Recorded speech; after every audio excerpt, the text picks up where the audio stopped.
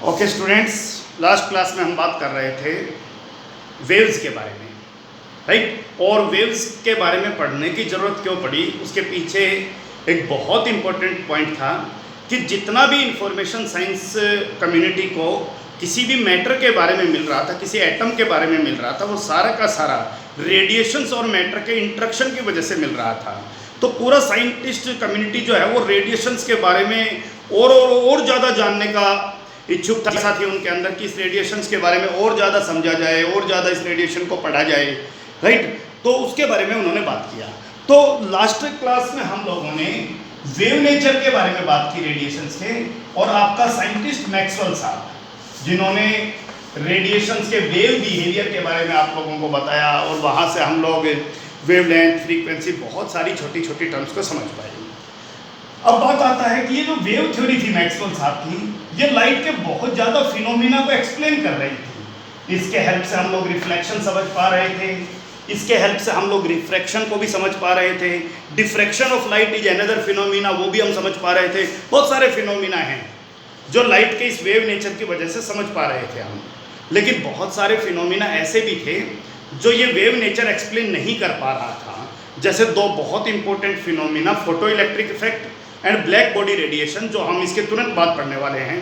इसका मतलब ये हुआ कि अभी रेडिएशंस के बारे में जो इंफॉर्मेशन था वो अधूरा था, राइट। तो इसके तुरंत बाद फर्दर साइंटिस्ट ने अपना रिसर्च जारी रखा, और एक साइंटिस्ट थे प्लैंक साहब। सो प्लैंक साहब ने रेडिएशंस के बारे में फर्दर रिसर्च किया, और उन्होंने अपना एक थ्योरी दिया जिसे प्लैंक्स क्वांटम थ्योरी नाम दिया गया। That is one of the most important revolutionary research in the field of chemistry, and that is called Planck's quantum theory, right? And what Planck suggests in his theory, that the radiant energy, radiation के form में जो energy है, अब दो ही होता है radiant energy, आप समझिए, या तो रेडिएशंस को एब्जॉर्ब कर लिया गया या रेडिएशंस को एमिट कर लिया। छोटा सा एग्जांपल समझिए कि अगर आप किसी हॉट ऑब्जेक्ट के पास कोई चीज़ रखते हो, तो वो जो दूसरा चीज़ है वो भी गर्म हो जाता है। तो वो जो गर्म चीज़ हुआ है ना, दूसरा जो आइटम है, मान लीजिए ये आपका एक कोई भी हॉट ऑब्जेक्ट है, और इस हॉट ऑब्जेक्ट के पास आप लोगों ने ये ऑब्जेक्ट रखा। तो क्या हुआ भाई कि इस हॉट ऑब्जेक्ट की वजह से ये वाला जो ऑब्जेक्ट है ये भी धीरे धीरे हॉट होने लग गया। इसका मतलब रेडिएंट एनर्जी एब्जॉर्ब हुई है। लेकिन थोड़ी देर बाद जब आप इस हॉट ऑब्जेक्ट को टच करोगे, तो हो सकता है कि ये भी काफ़ी गर्म हो जाए और इसको आप टच ना कर पाओ, राइट। तो इसका मतलब कि ये एनर्जी को एमिट भी कर रहा है। तो रेडिएंट एनर्जी एब्जॉर्ब भी होती है और एमिट भी होती है। क्योंकि जब भी आप किसी हॉट ऑब्जेक्ट को रिसर्च करोगे, इसका मतलब उसने रेडिएंट एनर्जी को एब्जॉर्ब किया है और एमिट किया है, उसी के बारे में बात हो रहा है। क्लियर हुआ? ये हॉट ऑब्जेक्ट था, अपना एनर्जी नहीं था इसके पास हीट के फॉर्म में कुछ भी, लेकिन क्या किया, ये सराउंडिंग की हीट की वजह से गर्म हुआ। सीधा सा मतलब है गर्म हुआ, तो इसने क्या किया, सराउंडिंग की हीट को एब्जॉर्ब किया। सो रेडिएंट एनर्जी एब्जॉर्ब हुआ, राइट। और जब आप इसको टच कर रहे हो, इसके पास उंगली लेके जा रहे हो, तो भी आपको वार्म फील हो रहा है या हॉट फील हो रहा है। इसका सीधा सा मतलब ये हुआ कि ये एनर्जी को एमिट भी कर रहा है। तो रेडिएंट एनर्जी एब्जॉर्ब और एमिट, राइट। तो प्लैंक साहब ने ये कहा कि जो रेडिएंट एनर्जी है, जो एब्जॉर्ब होती है और एमिट होती है, वो, और हम एक हॉट ऑब्जेक्ट को मान लेते हैं सन। ये हमारा सन है, और ये सन के बाद ये हमारी अर्थ है। This is earth. Point is clear? और सन से अर्थ तक यू रेडिएशन मान लीजिए पहुंच रही है, राइट। हमारा मानना है कि ये बीम ऑफ लाइट है, बिल्कुल कंटिन्यू आ रही है, इसके अंदर कोई भी गैप नहीं है, राइट। लेकिन प्लैंक साहब का ये मानना था कि रेडिएंट एनर्जी जो होती है, चाहे वो एब्जॉर्ब हो रही हो चाहे एमिट हो रही हो, वो कभी भी कंटिन्यू नहीं होती, वो हमेशा डिसकंटिन्यू होती है, वो हमेशा डिसकंटिन्यू होती है। इसका मानना था ऐसा, प्लैंक साहब का मानना। प्लैंक साहब ने कहा कि रेडिएंट एनर्जी, किसको कह रहा हूं, द रेडिएशंस एमिटेड और एब्जॉर्ब, जो हमें एनर्जी के फॉर्म में दिखाई दे रहा है, that are not continuous, these are discontinuous. Clear हो गया? तो पहला पॉइंट प्लैंक्स क्वांटम थ्योरी का, right, the radiant energy are not continuous, the radiant energy that is emitted और absorbed are discontinuous. Point is clear? The second, continue और discontinue को आप यूं भी समझ लीजिए कि अगर आप अपने टैप को ऑन करते हो बिल्कुल धीरे से, तो उसमें से कुछ ड्रॉप टू ड्रॉप वाटर गिरते हुए दिखाई देते हैं. अभी ये डिसकंटिन्यू है, एक ड्रॉप गिरा, फिर दूसरा गिरा, फिर गिरा, ये सब डिसकंटिन्यू है. लेकिन जैसे जैसे आप टैप को थोड़ा ज़्यादा ऑन खोलते जाओगे, वैसे वैसे उनकी स्पीड बढ़ती जाएगी, और उनकी बढ़ती जाएगी तो जो ड्रॉप पहले बहुत धीरे धीरे गिरते हुए अब वो तेज गिरते हुए नजर आएंगे. इसका मतलब वो कंटिन्यू दिखाई देने के प्रोसेस में है, वो कंटिन्यू नहीं है. अब देखिए, फिर आप टैप को जब खोल और तेज खोल देते हो तो फिर आपको वाटर का स्ट्रीम दिखाई देगा, लेकिन अब भी ये कंटिन्यू नहीं है. बस फर्क क्या है कि हमें कंटिन्यू दिखाई दे रहा है, राइट. अब उनका फास्ट स्पीड हो गया है तो उसको हम ऑब्जर्व नहीं कर पा रहे हैं. अब फैन है, फैन को देखिए जब आप ऑन करते हो, राइट, तो उस समय क्या होता है कि फैन शुरू के अंदर डिसकंटिन्यू उसकी ब्लेड्स दिखाई देती है, लेकिन जैसे जैसे स्पीड बढ़ती है वो सब कंटिन्यू दिखाई देने लगता है. Point is clear? तो कंटिन्यू डिसकंटिन्यू, तो प्लैंक साहब का मानना था कि रेडिएंट एनर्जी जो है वो कंटिन्यू नहीं होती और डिसकंटिन्यू होती है. उन्होंने कहा वो डिसकंटिन्यू होती है, वो छोटे छोटे पैकेट्स ऑफ एनर्जी के फॉर्म में होती है, छोटे छोटे एनर्जी के पैकेट्स के फॉर्म में, राइट. और उन पैकेट्स को उन्होंने नाम दिया क्वांटम. क्वांटम, क्लियर हो गया? उन पैकेट्स को क्या नाम दिया उन्होंने? क्वांटम. और हर क्वांटम से एसोसिएटेड जो एनर्जी थी, क्योंकि हर क्वांटम की अपनी एनर्जी है, इसकी अपनी एनर्जी है, इसकी अपनी एनर्जी, सबकी अपनी अपनी एनर्जी है, तो हर क्वांटम से जो एसोसिएटेड एनर्जी है उसके फॉर्म में उसे नाम दिया गया photon. The energy associated with each quantum. कई बार हम क्वांटा शब्द इस्तेमाल करते हैं. क्वांटा एक प्लूरल वर्ड है. क्वांटम एक के लिए इस्तेमाल होता है, क्वांटा बहुत सारों के लिए इस्तेमाल हो रहा है. This all are known as the quanta, but this one is called the quantum, the quantum of energy. So energy associated with quantum is called photon. Clear हो गया? सो हम कहें कि भाई एक फोटोन की एनर्जी, तो आपको एक क्वांटम की एनर्जी निकालनी है. क्लियर हो गया? तो point is clear. Energy continue, radiant energy continue नहीं होती, डिसकंटिन्यू होती है, छोटे छोटे पैकेट्स के फॉर्म में होती है. और हर पैकेट्स को नाम दिया गया है क्या? क्वांटम नाम दिया गया है. और एनर्जी एसोसिएटेड को हमने क्या कहा है? फोटोन कहा है. Point is clear. Photon, photo शब्द लाइट से, रेडिएशन, लाइट के टर्म में ही फोटोन कहा गया है, ये ध्यान रखना. हर किसी के टर्म में फोटोन नहीं कहा गया. फोटोन का इस्तेमाल केवल लाइट के टर्म में होगा. आप यूँ समझ लीजिए कि फोटो शब्द का इस्तेमाल ही लाइट के लिए होता है, चाहे आपकी फोटोग्राफी हो, चाहे कोई भी फोटो से, फोटोसिंथेसिस हो, कोई भी फिनोमिना फोटो से जुड़ा हुआ वो लाइट के टर्म में होगा. उसके बाद उन्होंने ये कहा कि हर क्वांटम की जो एनर्जी है, एनर्जी ऑफ ईच क्वांटम, वो उसकी फ्रीक्वेंसी के डायरेक्टली प्रोपोर्शनल है. किसके डायरेक्टली प्रोपोर्शनल है? फ्रीक्वेंसी के. जितनी फ्रीक्वेंसी ज़्यादा होगी उतनी एनर्जी ज़्यादा होगी. अब थोड़ा फ्रीक्वेंसी के बारे में अपनी प्रीवियस नॉलेज चेक कर लेते हैं.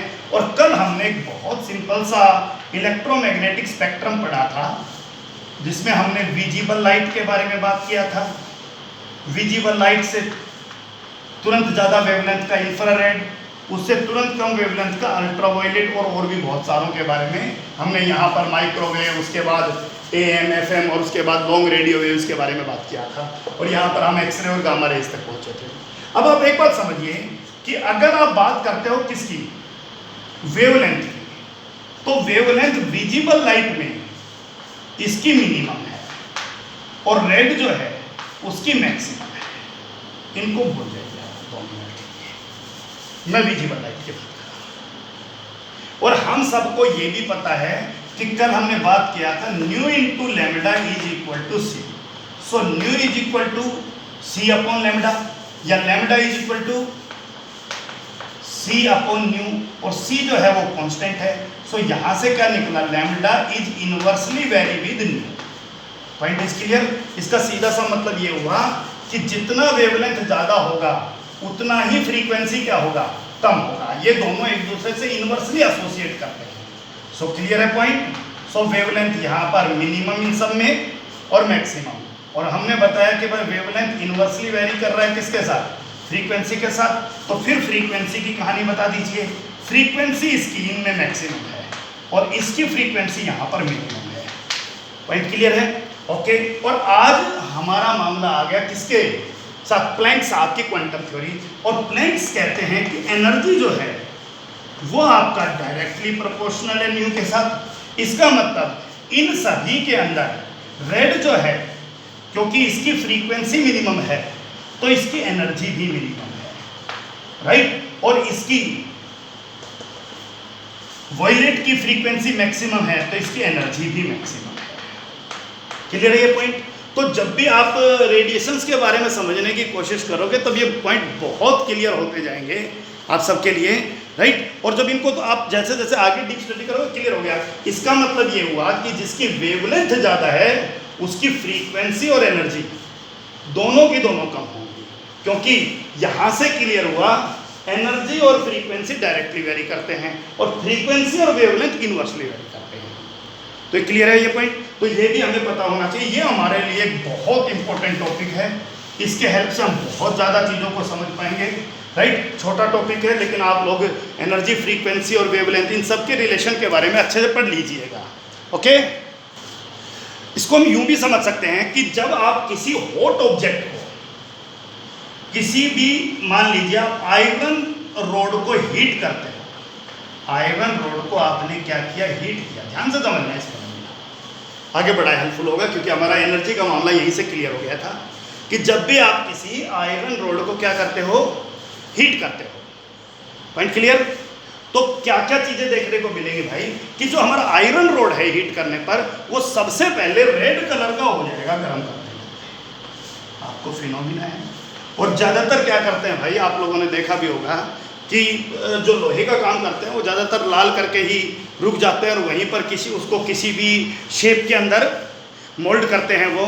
लेकिन जब आप उसको फर्दर हीट करते रहोगे, उस रेड को और ज़्यादा हीट करोगे तो वो ऑरेंज कलर का हो जाएगा, ऑरेंज कलर का। Clear phenomena? यानी पहले वो रेड हुआ, उसके बाद वो क्या हो गया, ऑरेंज हो गया। और हीट कीजिए उसको, वो येलो कलर का हो गया। और हीट कीजिए वो वाइट कलर का हो गया। और वाइट कलर का मतलब समझ लो सभी कलर का मिक्सचर, क्योंकि ये वाइट लाइट है, जो आपकी विजिबल लाइट है ये वाली पूरी, ये आपकी वाइट लाइट है। इन सभी 7 रंगों से मिलकर वाइट लाइट बनती है, राइट। और ज़्यादा हीट करते जाए तो फर्दर वो ब्लू कलर का होगा। अब इस कहानी को आप समझिए कि सबसे ज़्यादा गर्म कौन है। रेड था और गर्म किया ऑरेंज हुआ, और गर्म किया येलो हुआ, और गर्म किया व्हाइट हो गया, और गर्म किया ब्लू जो है वो इनमें सबसे ज़्यादा हॉट है। इसका मतलब इसकी इंटेंसिटी सबसे ज़्यादा है, राइट। एनर्जी सबसे ज़्यादा है, फ्रीक्वेंसी सबसे ज़्यादा होगी, वेवलेंथ सबसे कम होगी। कंपेयर कर लो ना भाई, रेड और ब्लू को तो आप कंपेयर करके ही आए हो। This is red and this is blue. आप इन दोनों को कंपेयर कीजिए, बोलिए भाई रेड और ब्लू में से किसकी एनर्जी ज़्यादा? डेफिनेटली ब्लू की एनर्जी ज़्यादा है। आप इसी डायरेक्शन में आ जाइए। अब ब्लू की एनर्जी ज़्यादा है तो ब्लू की फ्रीक्वेंसी ज़्यादा है, और आप सबको पता है कि ब्लू की वेवलेंथ क्या है, लेस है। आप किसको कंपेयर कर रहे हो? अब 2 चीज़ों को भूल जाइए, आप एक बार दोबारा से इसको स्टडी कर लेते हैं। अब हम केवल किसको लेकर कर लेते हैं, रेड और ब्लू को लेकर कर लेते हैं। यानी यूँ समझ लीजिए, मैं फिर से 7 कलर लिख रहा हूँ और मैं दोनों को सर्किल कर देता हूँ, राइट। अब आप बताइए वेवलेंथ, राइट। आप सबको पता है मैक्सिमम है, इनमें सबसे ज़्यादा है, राइट। क्लियर हो गया? या अगर कंपेयर करते हो तो आप मोर और लेस वर्ड यूज कर लीजिए। वेवलेंथ रेड की ज़्यादा है।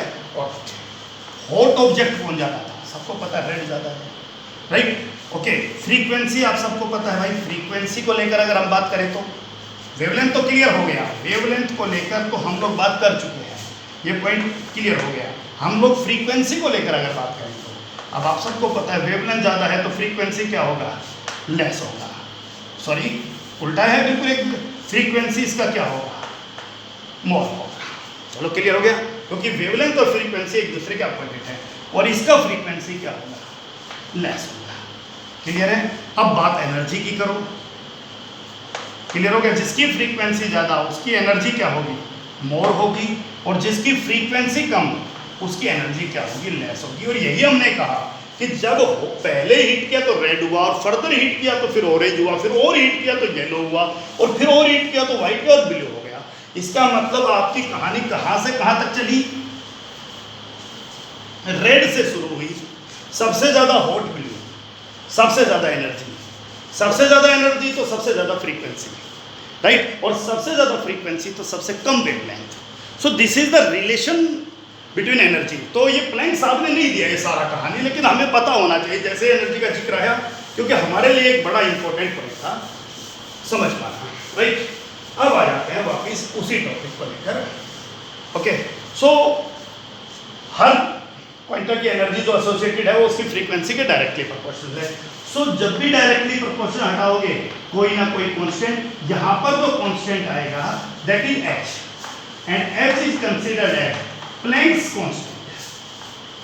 It is named as Planck's constant. Scientist के नाम पे, प्लैंक साहब के नाम पे इस कांस्टेंट को नाम दिया गया, that is called Planck's constant. And the value of Planck's constant is 6.626 into 10 raised to power minus 34 joule second. Value is 6.626 into 10 raised to power minus 34 joule second. constant है, इसकी वैल्यू फिक्स है, right. और unit H की कैसे आई आप थोड़ा समझना ध्यान से। H is equal to E upon nu, energy की यूनिट सबको पता है जूल है, फ्रीक्वेंसी की यूनिट पर सेकंड है, सो पर सेकंड ऊपर जाते ही क्या हो जाएगा, जूल सेकंड हो जाएगा। क्लियर है पॉइंट प्लैंक साहब का। सो इस पूरे पॉइंट को एक बार फिर से रिपीट कर लेते हैं। ओके स्टूडेंट्स, तो हम लोग प्लैंक्स क्वांटम थ्योरी के बारे में बात कर रहे थे। पहला point, energy, radiant energy continue नहीं है, डिसकंटिन्यू है, छोटे छोटे पैकेट्स ऑफ एनर्जी के फॉर्म में है। हर पैकेट को आप लोग क्वांटम नाम दोगे, और energy associated with quantum is called photon. Plural quanta use कर सकते हो, कंफ्यूज नहीं होना है क्वांटम और क्वांटा से, ये सिंगुलर प्लूरल है एक दूसरे के, राइट। उसके बाद उन्होंने कहा कि जो एनर्जी एसोसिएटेड है क्वांटम वो डायरेक्टली प्रोपोर्शनल है किसके, फ्रीक्वेंसी के। So it is equal to H nu, right. H is Planck's constant, and this Planck's constant have a mathematical value 6.626 into 10 raised to power minus 34 joule second, right?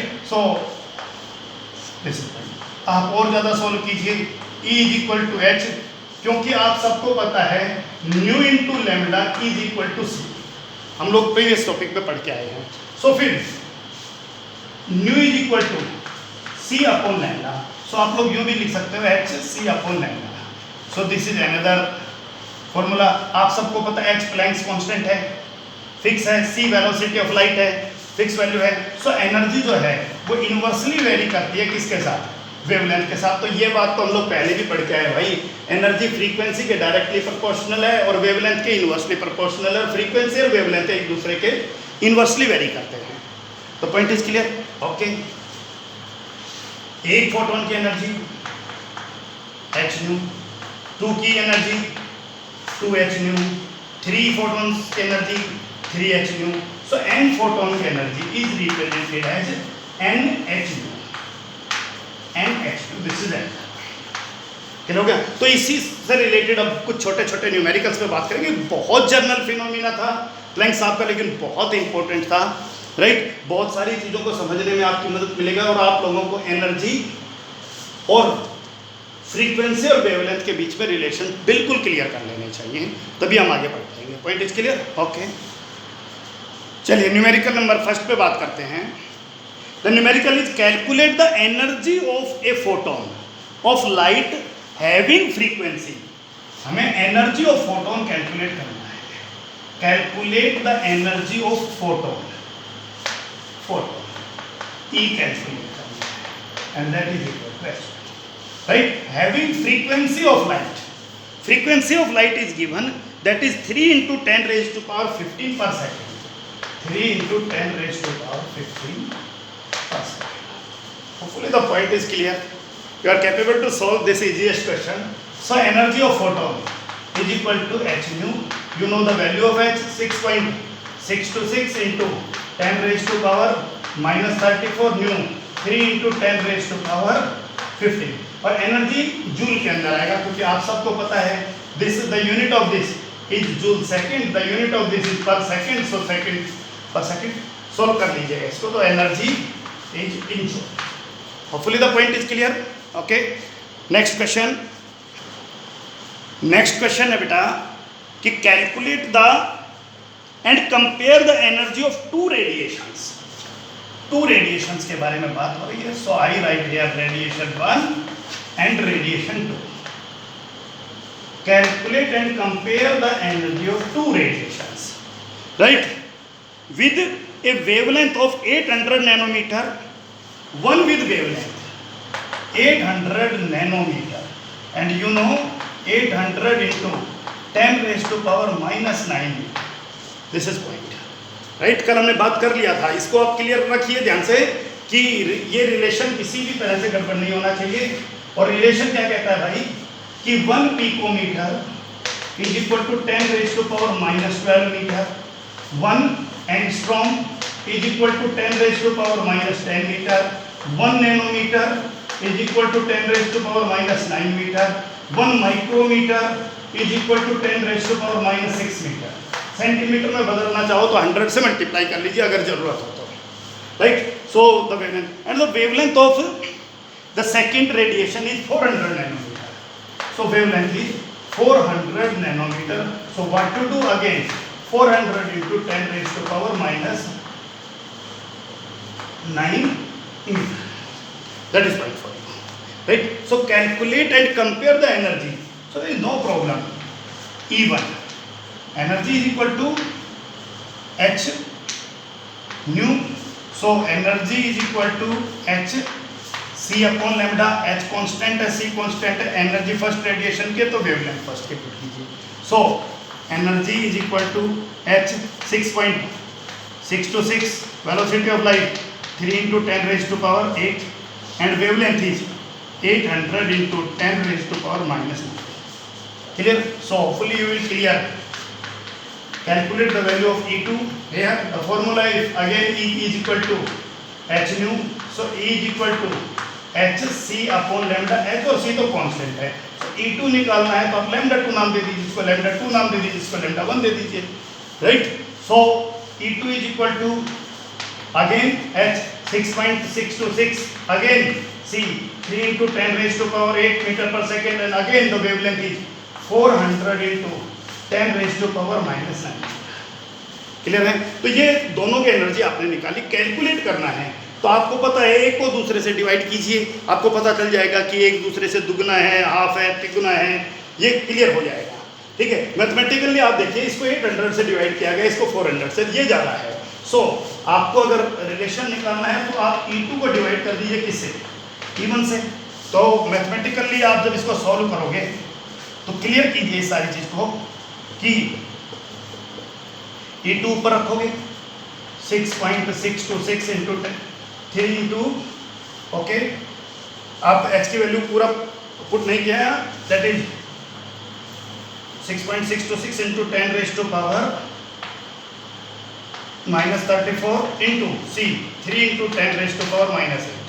यहाँ पर बोलिए 6.626 into 10 raise to power minus 34, right, into c 3 into 10 raise to power 8 metre per second. The point is clear for you, right. तो इस तरह से अब आप क्या करोगे भाई, E2 को यहाँ पुट कीजिए, E1 को यहाँ पुट कीजिए और डिवाइड कीजिए, आपका आंसर आ जाएगा. क्लियर है बेटा. Okay.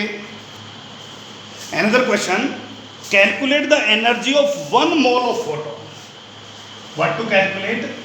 Energy of 1 mole of photon with frequency 3 into 10 raised to power 14 hertz. With frequency 3 into 10 raised to power 14 hertz. आप सबको पता हर्ट्ज ही पर सेकेंड होता है. तो 3 into 10 raised to power 14 पर सेकेंड. आपको 1 मोल फोटोन की एनर्जी निकालनी है तो सबसे पहले energy of 1 photon right? So that is E is equal to h nu. H is 6.626 into 10 raised to power minus 34 and nu is 3 into 10 raised to power 40. So you can calculate the energy in joule. So energy of one photon. अब आप सबको पता है भाई energy of 1 mole photon, एक photon नहीं। आप एक बात बताइए, अगर आपसे पूछते 1 डजन फोटोन की एनर्जी निकालिए, तो 1 डजन फोटोन की एनर्जी निकालने के लिए क्या करते भाई, एक फोटोन की एनर्जी को 12 से मल्टीप्लाई कर देते 12 से। आपसे पूछा है कि 1 मोल फोटोन, आप सबको पता है एक मोल जो है वो 6.022 into 10 raised to power 23। So 6.022 into 10 raised to power 23 इतने फोटोन है एक मोल फोटोन में, और एक फोटोन की एनर्जी यहाँ से आएगी। क्या हो गया, आप सबको एक फोटोन की एनर्जी पता है, इतने फोटोन की एनर्जी निकालना है। Point is clear? Okay. So next question, A 100 what bulb, ध्यान दीजिएगा 100 वॉट पावर का एक बल्ब है। थोड़ा सा प्रीवियस नॉलेज चेक करेंगे और उस बल्ब के ऊपर रेटिंग लिखा है 100 watt, right. Emit electromagnetic light of wavelength 400 nanometre, right. ये किस वेवलेंथ की लाइट इमिट करता है, 400 nanometre. So wavelength is written as 400 into 10 raised to power minus 9 meter. Point is clear? So calculate the number of photon emitted per second. क्या calculate करना है, number of photon emitted पर second, आपको ये निकालना है। बहुत सिंपल क्वेश्चन है। अब इस क्वेश्चन को ध्यान से समझना, आपको निकालना है कि कितने फोटोन एक सेकेंड में एमिट होंगे। आप सबको पता है भाई बल्ब की पावर 100 वॉट है। सो 100 वॉट मीन्स 100 जूल पर सेकेंड। 1 वॉट इज जूल पर second, 1 joule upon 1 second is 1 what. इसका मतलब ये हुआ कि इन 1 सेकेंड एनर्जी एमिटेड, यानी पावर रिक्वायर्ड, जितनी पावर की जरूरत है, राइट, एनर्जी कितनी चाहिए, 100 जूल एनर्जी खत्म करेगा ये बल्ब। इसकी पावर है 100 जूल पर सेकेंड भाई, तो ये एक सेकेंड में इतनी जूल एनर्जी चाहिए इसको ग्लो करने के लिए। इसका मतलब एक सेकेंड में आपको एनर्जी पता चल गया। हमसे पूछा एक सेकेंड में कुल कितने फोटोन होंगे। तो एक बात ध्यान से समझना, ये बल्ब एक सेकेंड में इतनी एनर्जी यूज करता है, तो अब इस एनर्जी को यूज कर रहा, अब हमें नहीं पता इस एनर्जी, ये जो एनर्जी है ये 1 फोटोन की एनर्जी है या 2 फोटोन की एनर्जी है या 10 फोटोन की एनर्जी है या 100 फोटोन की एनर्जी है। तो आप लोगों को कभी भी नंबर ऑफ फोटोन्स निकालना हो, ध्यान दीजिए, सो आप लोगों को टोटल एनर्जी जो वहां पर, राइट, एमिट हो रही है या एब्जॉर्ब हो रही है, को आप एनर्जी ऑफ 1 फोटोन से डिवाइड कर दीजिए। और बहुत ही इजीली काम है, ये n फोटोन की एनर्जी है और ये 1 फोटोन की एनर्जी है। मान लीजिए 10 फोटोन की एनर्जी यहाँ थी, ये 1 फोटोन की एनर्जी है, तो 10 फोटोन की एनर्जी को 1 फोटोन की एनर्जी से अगर आप डिवाइड करोगे तो आपके पास नंबर ऑफ फोटोन आएगा या नहीं आएगा। अब क्लियर कर लीजिए इस पॉइंट को कि नंबर ऑफ फोटोन कभी भी निकालना हो तो टोटल एनर्जी को 1 फोटोन की एनर्जी से डिवाइड करोगे, इस पर कोई डाउट नहीं होना चाहिए। और क्यों करोगे पता चल गया, आपके जो बल्ब ग्लो कर रहा है वो एक अलग चीज केस था, पर सेकेंड के केस था, लेकिन आप लोग क्लियर कीजिए कि टोटल एनर्जी जो है वो हमें नहीं पता कितने फोटोन की है, लेकिन कितने भी तो फोटोन की है, वो 1 फोटोन की हो, चाहे 100 फोटोन की हो, चाहे आधे फोटोन की हो। फोटोन को कह रहा हाफ में नहीं लिखते, लेकिन आप लोग समझिए कि फोटोन को किस तरीके से रिप्रेजेंट किया जाता है। वो हमेशा होल नंबर रिप्रेजेंट करेंगे, energy of 1 photon, 2 photon, 3 photon, 4 photon. Clear हो गया? तो क्लियर है? तो नंबर ऑफ फोटोन कैसे निकालेंगे, total energy divide by energy of 1 photon, इसे डिवाइड करेंगे। सो क्या होगा भाई, नंबर ऑफ फोटोन। अब मामला आ गया भाई, टोटल एनर्जी तो हमें पता है 100 जूल है, और 1 फोटोन की एनर्जी निकालने के लिए क्या करेंगे, हमारे पास फॉर्मूला है A is equal to H nu. तो चलिए सॉल्व करते हैं इसको। ओके स्टूडेंट्स, तो बात को उसी पॉइंट पे आ गई थी कि एक 100 वाट का बल्ब है, ग्लो कर रहा है, जिसकी वेवलेंथ इस वेवलेंथ की रेडिएशन एमिट कर रहा है, और आपको नंबर ऑफ फोटोन एमिटेड पर सेकंड निकालना है 1 सेकंड में। आप सबको पता है भाई कि आपको पर सेकंड की एनर्जी मिल जाए, टोटल एनर्जी, और उसके बाद एक फोटोन की एनर्जी से डिवाइड कर दोगे। सो एन निकालने का फॉर्मूला आपको मैंने बता दिया। नंबर ऑफ फोटोन निकालने के लिए आप लोग क्या करोगे, total energy upon energy of one photon, so total energy is 100 joule, और ये सीधी सी बात है फॉर 1 सेकंड।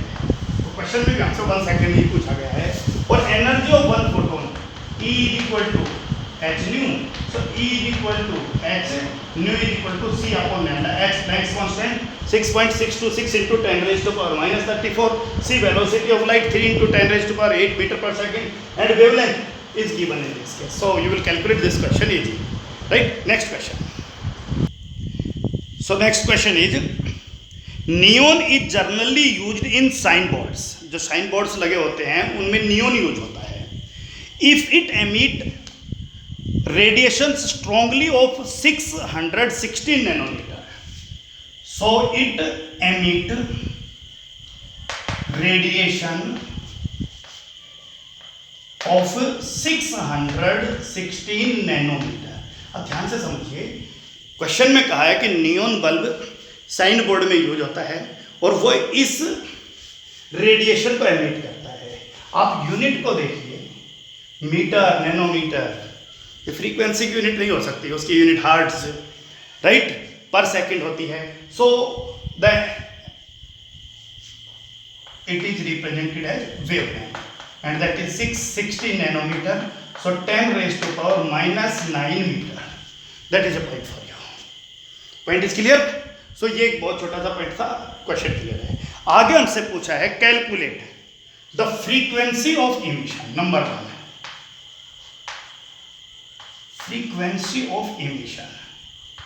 सो आप लोगों को कोई प्रॉब्लम ही नहीं है भाई, आपसे न्यू पूछा गया है, राइट, और आप सबको वेवलेंथ और फ्रीक्वेंसी का रिलेशन पता है, that is C. So frequency is equal to, easily calculate कर लीजिए, आपके लिए छोड़ देता हूँ, frequency is equal to C upon lambda. C 3 into 10 raised to power 8 meter per second, and lambda is here in meter. Clear है? Second question पूछा गया है, calculate the energy of quantum. Number 2, energy of quantum. So energy of quantum E is equal to h new, और आप सबको पता है E is equal to h c upon lambda। h Planck's constant, that is 6.626 into 10 raised to power minus 34 joule second। c, that is velocity of light, 3 into 10 raised to power meter per second, and lambda, that is given 616 into 10 raised to power minus 9 meter। so energy आपका joule के term में आ जाएगा। Clear है? Next question जो पूछा है, number of quanta present if it produced 2 joule of energy. Third question अभी हमने किया था कि if it produce 2 joule of energy, अगर ये 2 जूल एनर्जी प्रोड्यूस करता है, सो नंबर ऑफ फोटॉन्स आपसे पूछा गया है। सो आप सबको पता है भाई, नंबर ऑफ फोटोन निकालने का सीधा सा method, total energy divide by energy of one photon, energy of one photon. So total energy 2 joule है, right, and energy of one photon यहाँ नहीं होता है, ये इज इक्वल टू, ध्यान रखना, ये अगर किलो जूल होता तो इसको जूल में बदलना पड़ता, क्योंकि यहाँ पर आपका h का वैल्यू जूल सेकंड के अंदर चल रहा है, तो आप इसको सॉल्व करोगे तो जूल में ही एनर्जी आएगा यहाँ पर, तो यहाँ आपको चेंज करना पड़ेगा। And one more question is, that is the distance travelled by this radiation in 30 second. That is another question, the distance travelled by this. तो ये तो क्वेश्चन क्लियर है, फ्रीक्वेंसी निकाल लो, वेवलेंथ गिवन है, फ्रीक्वेंसी निकाल लोगे, राइट, वेवलेंथ गिवन है तो एनर्जी ऑफ फोटोन निकाल सकते हो आप, is equal to h nu, right. आपको पता है कि टोटल एनर्जी अगर पता है तो नंबर ऑफ फोटोन भी निकाल सकते हो, टोटल एनर्जी को एक फोटोन की एनर्जी से डिवाइड करके। हमसे अगर पूछा गया है distance travelled by this radiation in 30 second. आप ध्यान दीजिएगा, एक फॉर्मूला लिखेंगे हम और उससे बिल्कुल क्लियर हो जाएगा। Distance travelled bye radiation in 30 second.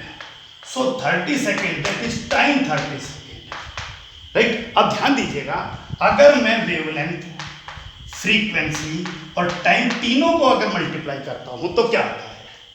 आप लोगों के सामने बहुत सारी चीजें क्लियर हो जाएगी। तीनों पॉइंट्स को अगर हम एक दूसरे से मल्टीप्लाई करते हैं तो हमारे पास क्या चीजें निकल के आती हैं? Do you know the relationship between wavelength and frequency? Yes, nu into is equal to C. The point is clear, right. So अभी हमने किया था, पहले भी रिलेशंस कर चुके हैं, nu into C. So nu that is C into time and C is distance travelled by C, तो वेलोसिटी है, distance upon time multiply by time and time से टाइम कैंसिल। इसका मतलब अगर आपने वेवलेंथ, फ्रीक्वेंसी और टाइम को multiply कर दिया तो आपके पास डिस्टेंस ट्रेवल्ड आ जाएगा। बस ध्यान रखना, वेवलेंथ मीटर में हो, राइट, फ्रीक्वेंसी आपका पर सेकंड के अंदर हो, टाइम आपका सेकंड में हो, तो डिस्टेंस फिर आपकी किस में आ जाएगी? मीटर के अंदर आ जाएगी। तो distance travelled by this radiation in 30 second. So your question is distance travelled का फॉर्मूला हमने क्या बताया? Lambda into new into T, right. Lambda given था तो न्यू निकाल सकते हो, या लैम्डा इनटू न्यू की जगह आप लोग velocity of light constant use कर सकते हो और टाइम से multiply. So distance travelled clear है। तो these are very simple question. अब इससे नेक्स्ट क्लास में हम लोग इन फिनोमिना की वजह से जो जो चीजें एक्सप्लेन की जा रही हैं, हम लोग ब्लैक बॉडी रेडिएशन और photo electric effect, that is another important phenomena, right, जिनके बारे में बात करेंगे। So that's all for today.